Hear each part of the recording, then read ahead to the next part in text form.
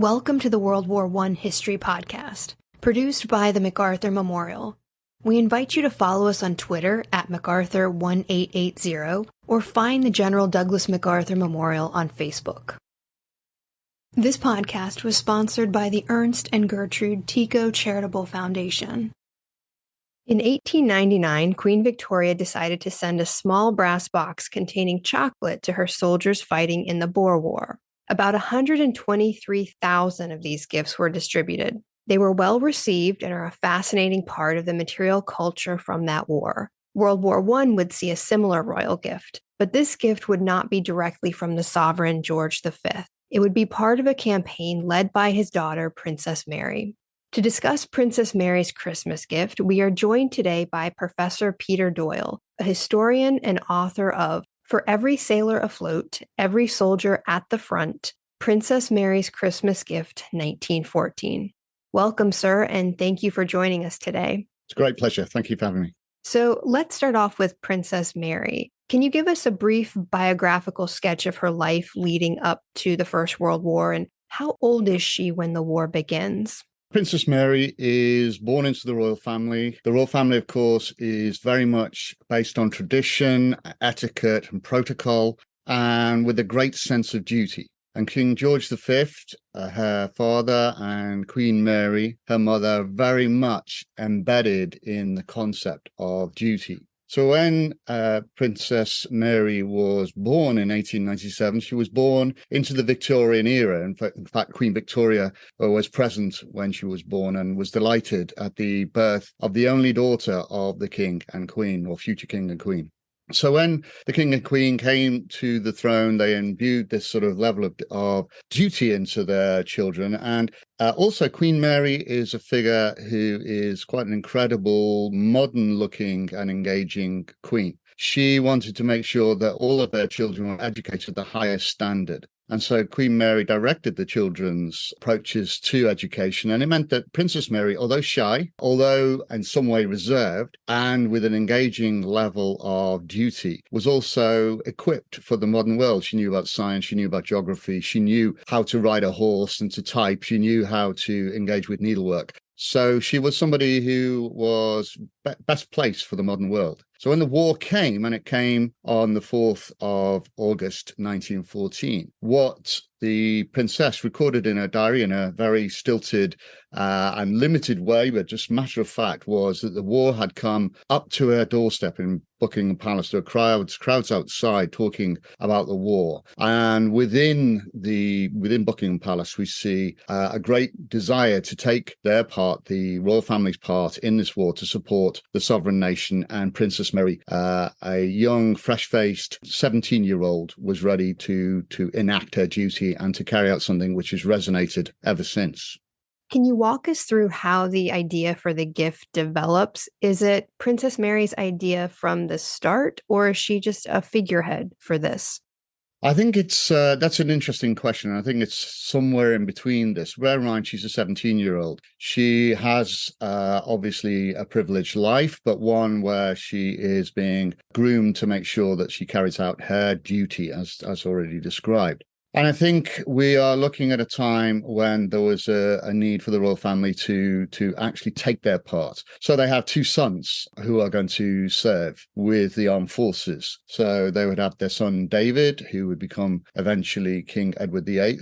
He was very young, but served in the army. And the other brother, who would eventually become King George VI on the abdication of Edward VIII, he would serve in the Navy. So again, they had this real sense of duty. And while this is going on, while they're preparing to join these armed forces, Queen Mary, this modern monarch, was engaging with all manner of things in order to ensure that people at home and people overseas were supported. So they set up together, Queen Mary really driving this, the Prince of Wales National Relief Fund. And this was a fund which was to support mothers, families, anybody who was destitute because of the war, people who had been thrown out of work, people who had lost people in the war. And this was developed around the 10th of August of that year. And we can see a huge success, thousands and thousands of pounds worth of British dollars, if you like, British pounds, came into the coffers to support this because it was an amazing idea. We also see Queen Mary, who had a great interest in needlework. And what she realized was, and she set up guilds of needlework where people across the empire, very strongly so in Canada, with a huge engagement with Canadian women in particular, sewing and creating needlework items. So what she did was she translated that into creating comforts. It was called clothing, mufflers, socks, those kinds of things that would be produced for the soldiers. A very, very critical point is that the soldiers, of course, were going to be suffering the winter in Flanders in the mud. So all of this was going on around about the same time. And so you can imagine the atmosphere within the palace. And so we know from Princess Mary's straightforward diary that on the 8th of October, we start to see the idea of the germination of an idea to create something that would not necessarily replicate what Queen Victoria had done, but sort of accent that, reference it by understanding that a young person, a 17-year-old, might be concerned about the war that was going on and the men who were serving, and principally men, and we can come on to who received it later, but principally men who would be serving on the high seas with the winter months coming, and so therefore the cold of those seas, and also the trenches and mud, which was starting to be seen in the newspapers, which reflected the war on the Western Front. I think what we're seeing is the driving force of Queen Mary, but we're seeing the germination of an idea. And I think that idea probably came about through a royal conversation, which then was enacted by having the princess, her brother, the Prince of Wales, the Queen, and Walter Peacock, who is a very important figure. He is the treasurer to the National Relief Fund. He's one of these people who keeps popping up, who is a mover and shaker and influencer, if you like, in today's parlance. And so what we are seeing is a meeting on the 8th that led to the idea, the germination of this idea. And I'm convinced that Princess Mary's voice in this was strong, innocent, yes, derived from her desire that people should, at the front and at sea, should understand or connect with Christmas, that amazing holiday, amazing event, and would therefore replicate or resonate with what had happened with Queen Victoria. But it was a much bigger task. So I think Princess Mary's voice comes through very strongly, and she published a letter. There was a letter that was published in the press across Britain and the empire as it was then, and you can see that also popping up in American newspapers across many states, and you can see the same thing, the appeal that's going for monies to come in to support this. So again, we'll probably talk about that later, but the principle definitely comes from her words, her letter, which is pivotal. So I think she is a strong engagement with this. It's not just a figurehead. Well, it's a very ambitious project. How is the gift going to be funded?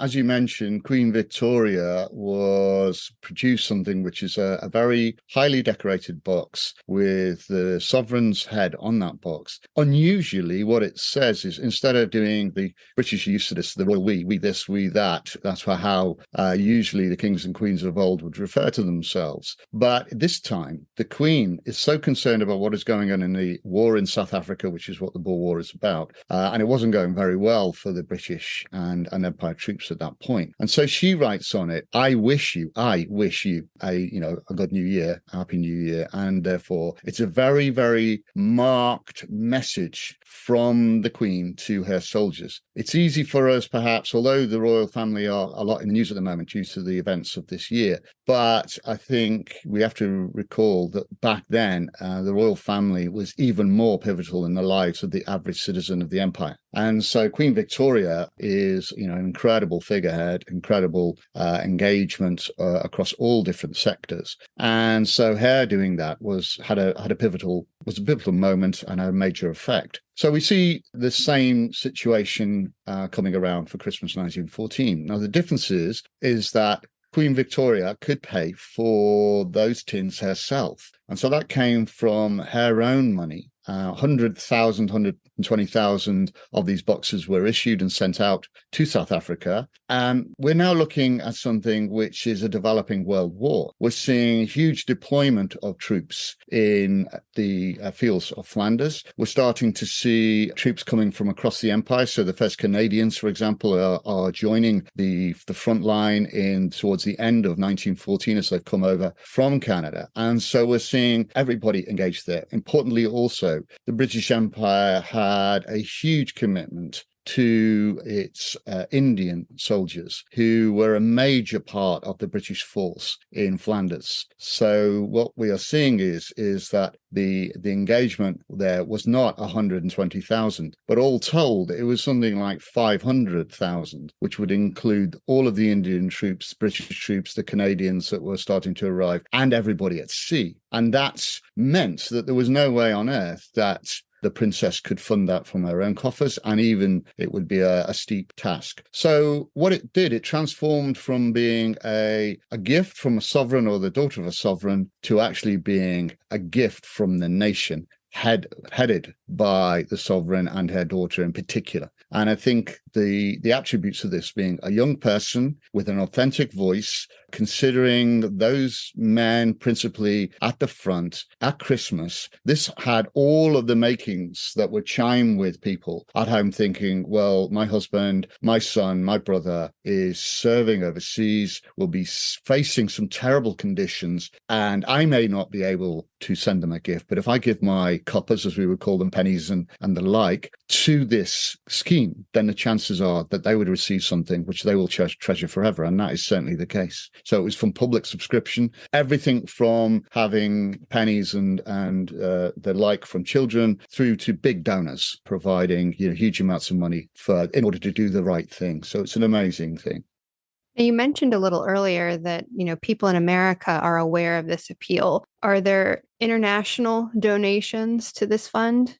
100%. Yes. So what we're seeing is that the fund, what the treasurer, Walter Peacock, wanted to make sure was that it wasn't a sort of cheapened approach as he would see it. He didn't want people rattling tins on the high street. So what he did was he started out by writing to people of note and prominent citizens across the empire. And then having done that, this brought in quite a lot of money. And then they would write to the sort of middle classes, people who had money and were members of clubs or went to societies or, that kind of thing, things where people had spare cash. And then, of course, there's a sense of the mass of the British population who didn't pay income tax, for example, because they were on such low rates. So realization was that they had to be bringing in quite a lot of cash, and that would be sent in little envelopes to people. Every single one of these, I got a certificate or a receipt for a child who had sent a shilling in, which was 12 pence at the time, so not very, very small amount of money. But she received a receipt from Walter Peacock to say thank you for your shilling, which everybody that gave this money received this. So this appeal was launched with the princess's own letter, which has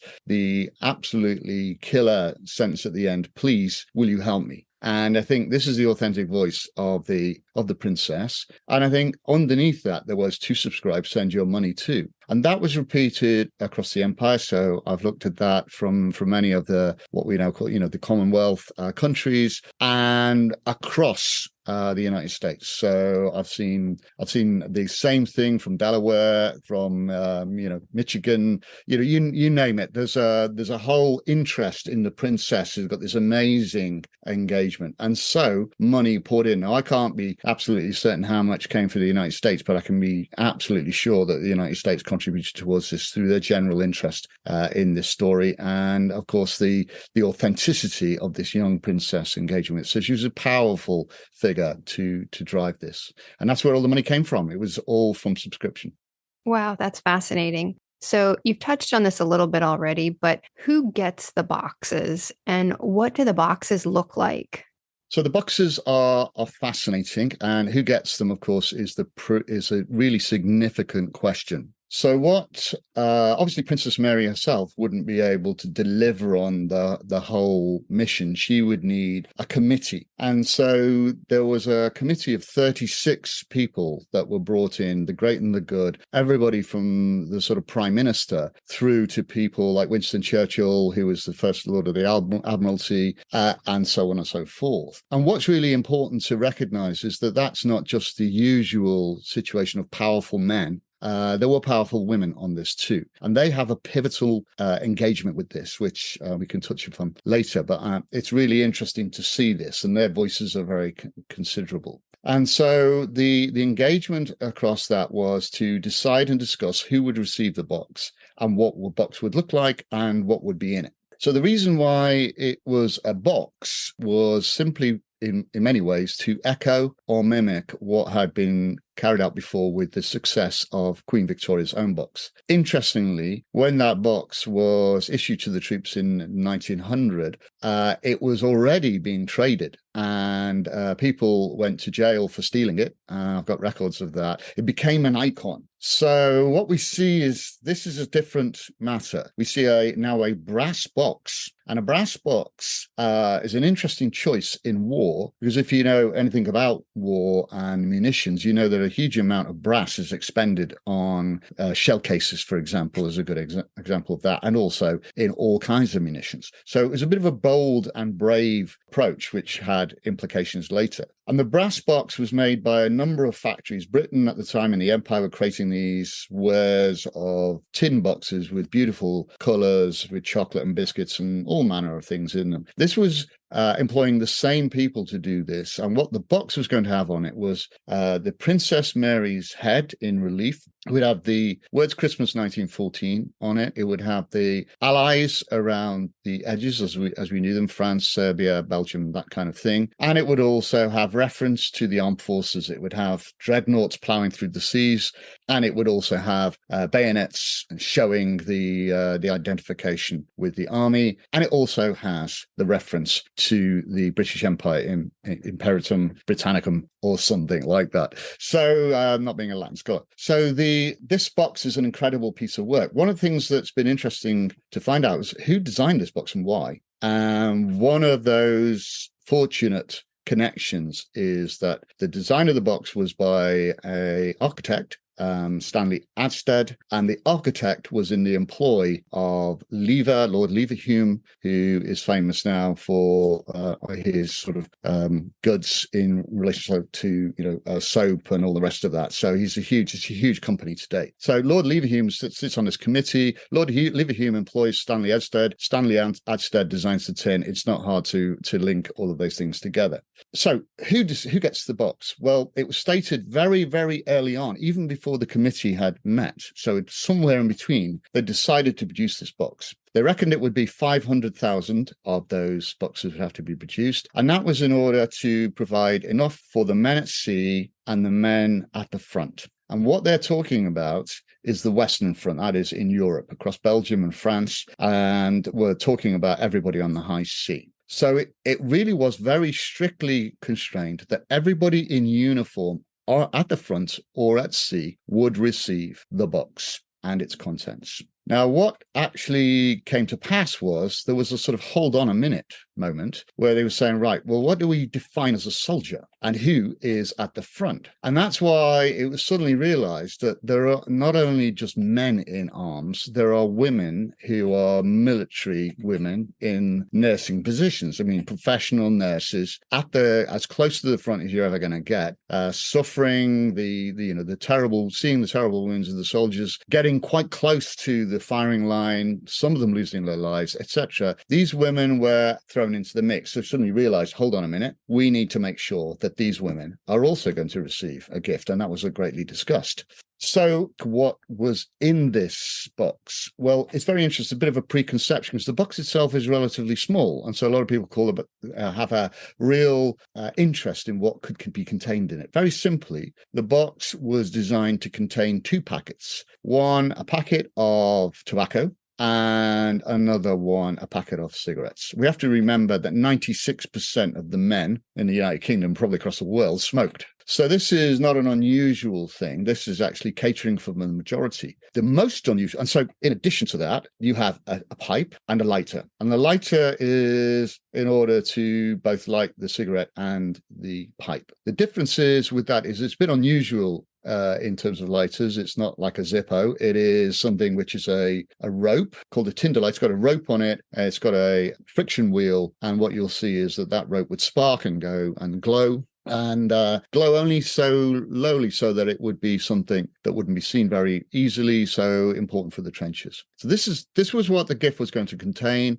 There was also going to be a Christmas card from the princess herself, wishing the soldiers and sailors a good Christmas and a happy new year. It's important to emphasize that it's always the sailors first, soldiers second. In the United Kingdom, the Navy sees itself as a senior service. I've been to West Point. I know how strong it is between the Navy and the Army. So I do know conceptually then it was the same in the UK, and we have the Sailor King, King George V. The problem then arises, well, okay, smoking, fine for the majority of men, but hold on a minute. The Indian Army is based upon a range of regions and also religions, and that's how the Indian Army regiments are associated with. And if you're a Sikh soldier, a very martial nation, and Sikhs therefore made up a considerable amount of the armed forces in the Indian Army on the Western Front, it would be absolute insult to provide smoking. This is completely against their religion. So there was no way that smoking materials or a pipe could go to those soldiers. So that meant that there had to be greater consideration of what would be contained in it, and it would be candy, and it would also be spices, which was a separate box of spices, as well as the Christmas card. And this was not an afterthought. The engagement with what the Indian Army soldiers, and there were other variations, the engagement with that was as the earliest possible moment in the meeting. And the committee sought out experts in the Indian Army, the Indian Civil Service, prominent Indian citizens, in order to make sure that they actually did this correctly. The biggest surprises are that, given the fact that 96% of men were smokers, that they actually gave a huge amount of attention to providing a gift for non-smokers, which is kind of interesting. Now, as a non-smoker myself, I applaud that, but I'm living in the 21st century. These are men at the time who probably, if they'd been given a smoker's gift, could have traded it for something or other if that's what they wanted to do as a currency. But no, what happened was there was a huge lobby to ensure that the non-smoking or anti-smoking lobby was a big one, often quite Presbyterian in its approach. And so what was decided upon was, again, that these men would receive some kind of candy, and they would also receive a pouch, separate pouch, wonderful thing in khaki green, with which would contain the letters, envelopes and stuff that could be used for correspondence. And these were only 1,800 of these men. So 18,000, beg your pardon. So that's actually a relatively small proportion of the 500,000. Now, if we're talking about smaller proportions, then the even smaller proportion is the number of nurses that were out there at the front. And those nurses in uniform doing their jobs were thought, well, maybe what should we give them? There was all manner of discussion. Should we give them a silver pin cushion?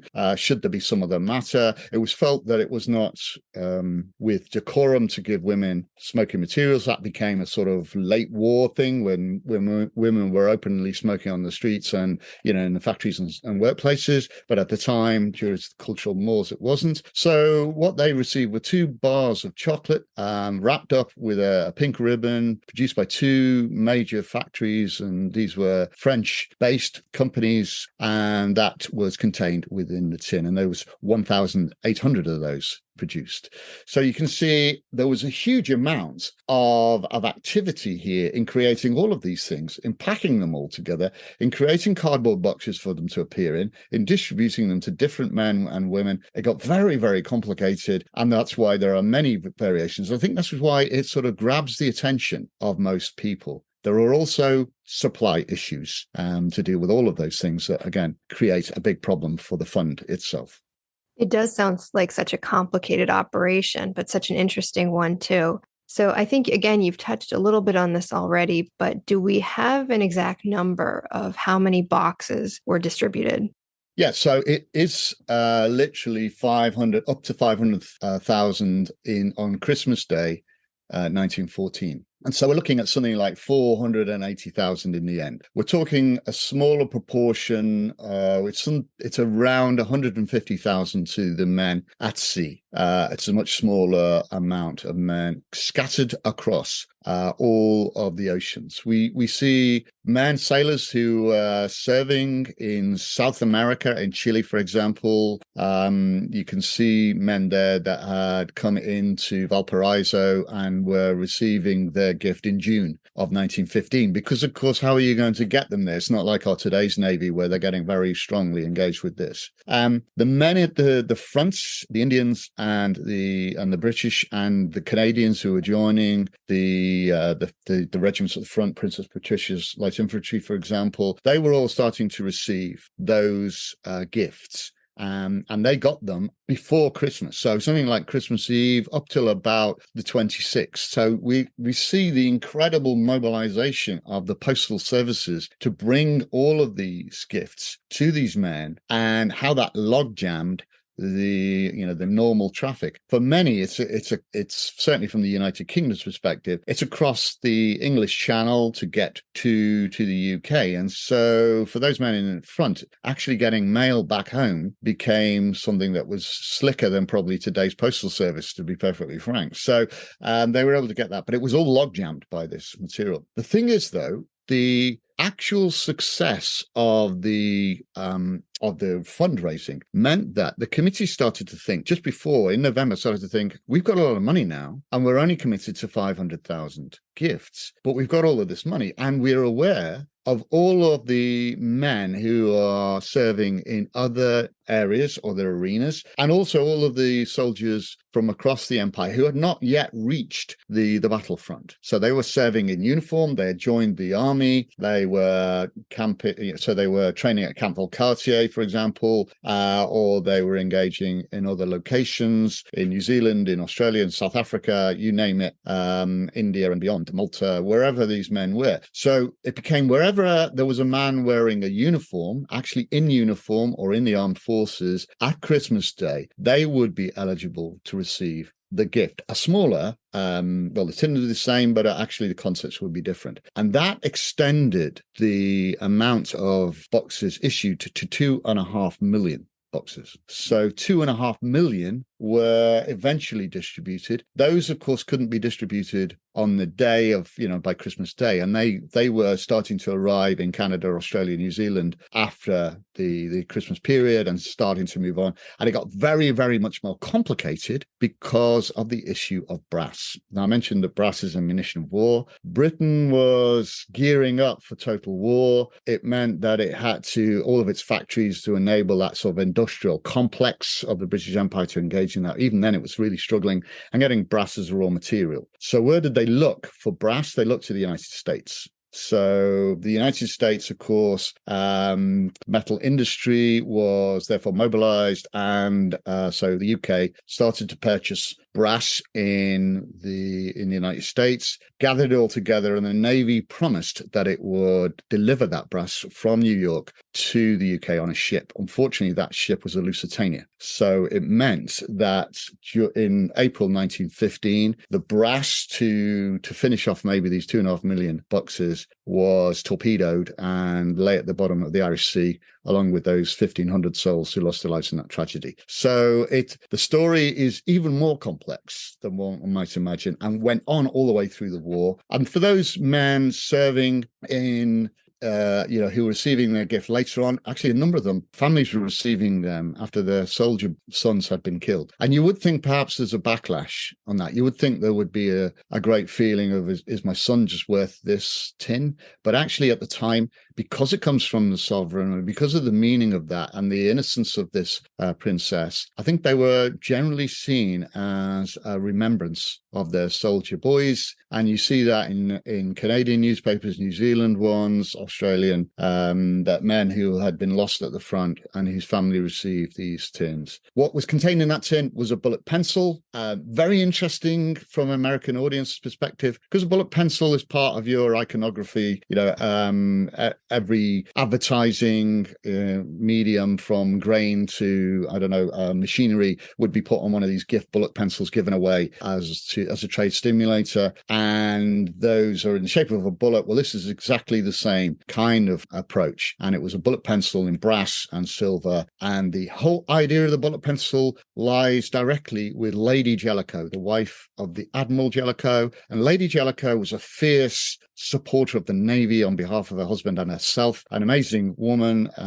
If you look at any of the newsreel of her, she's both strong and engaging. And she's saying, no way are my sailors going to get anything that is less than they deserve. And so they received a bullet pencil with sterling silver top and brass body with the engraved Princess Mary. So there's a lot of those around there, avidly collected. And there's some wonderful examples out there in museums across the world, United States, Canada, the UK, and they are always rich with stories.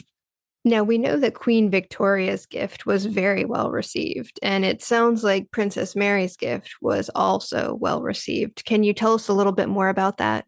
Yes, certainly. The Princess Mary's gift, again, you might think, what's strange about this is if you think there's 2.5 million of these boxes being produced in eventuality, you do wonder whether or not that would lessen it. But what's incredible about it is that as soon as, rather similar to what happened with Queen Victoria's gift, where it's starting to appear in the newspapers and being announced and discussed, the same is appearing in terms of Princess Mary's gift. Early on, it's actually being heralded as a savior, because a lot of men who put these gifts in their pockets, in their tunic pockets, for example, certainly recorded in newspapers, and there's no reason to doubt these, that actually bullets were deflected away from causing death or vital injury to soldiers by this brass tin. So there's certainly examples of that in the Canadian War Museum in Ottawa. So, and, we can see them across as a bullet right the way through one in there. There's one in the Queen's, the late Queen's collection in Windsor Castle, which is absolutely devastated by shell fire. And we know that must have been one that was sent back by a soldier to the princess and passed on to her father. Her father was an avid collector of stuff, so he did. The King George did keep this in his own personal museum. So they were valued for that, but also they were valued because they were seen as a gift to the soldier from the princess.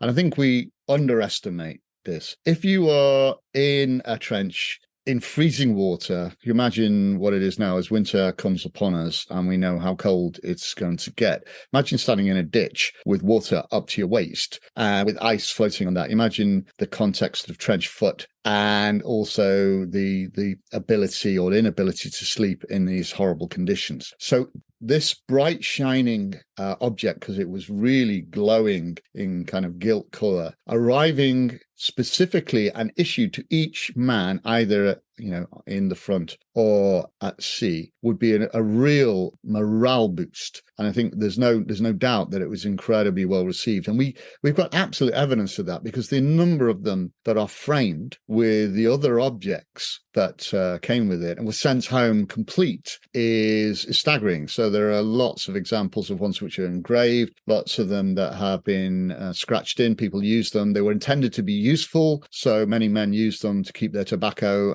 letters, and Bibles. In quite a number of the service Bible fitted exactly into that tin. I don't know if that was by design, but it certainly did, and therefore they kept them safe. And we've got some really interesting discussion from India and Pakistan, where, of course, there's soldiers. You would, again, wonder whether or not these were valued. They very much were. They are kept in the families. I've spoken to a couple of people from Pakistan and India, and we see in the national newspapers in India as well, referencing the fact that these boxes have been handed down through generations. So although they are a sort of emblem of former empire, they're also an indication of service. And so they're very, very strongly admired and retained. And you find objects books in flea markets. Bear in mind the amount of them are produced that have been polished almost down to the original brass, indicating just how significant it is. And again, the last word on that, I think, is that there were a number of papers, particularly in Australian newspapers, saying after Gallipoli, these were men had been killed. The families would go and receive the box from the local regimental depot, and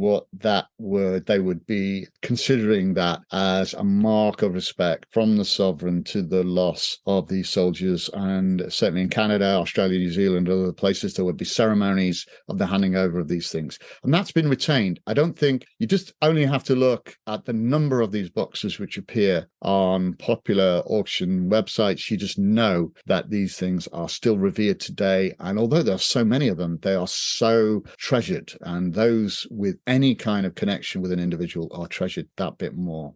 It is an amazing piece of the material culture of World War I, that's for sure.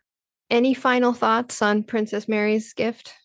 This gift continues to resonate through to today. And what's really interesting is that the gift fits in with what we would call comfort funds. We know that all of the nations of the world are engaging in conflict even today. And we know the terrible war being fought right now. And we know that troops from across many nations have been involved in war now for, 20 years or so. What we know is that gifts that are sent to those men and women who are serving in our armed forces are really respected and appreciated. And we can always draw upon the fact that Princess Mary's gift almost acts as the exemplar of that. We know that certainly for the British Armed Forces, at the centenary of the opening of the Great War, a company called Fortnum & Mason, quite a high-end grocery store in the United Kingdom, very famous, produced its own version and sent those to men and women serving overseas. And we also have, again, in the UK tradition,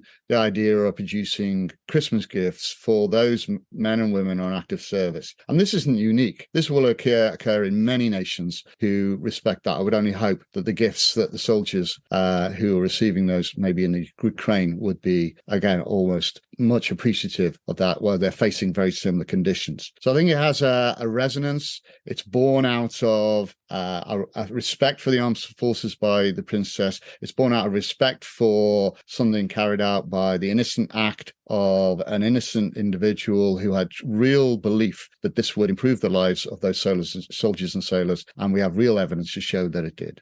Well, thank you very much, Professor Doyle, for joining us today. My pleasure. Thank you for listening. If you have questions, suggestions, or comments, we want to hear from you. You can find us on Twitter at MacArthur1880, on Facebook as the General Douglas MacArthur Memorial, or you can email MacArthurMemorial@norfolk.gov.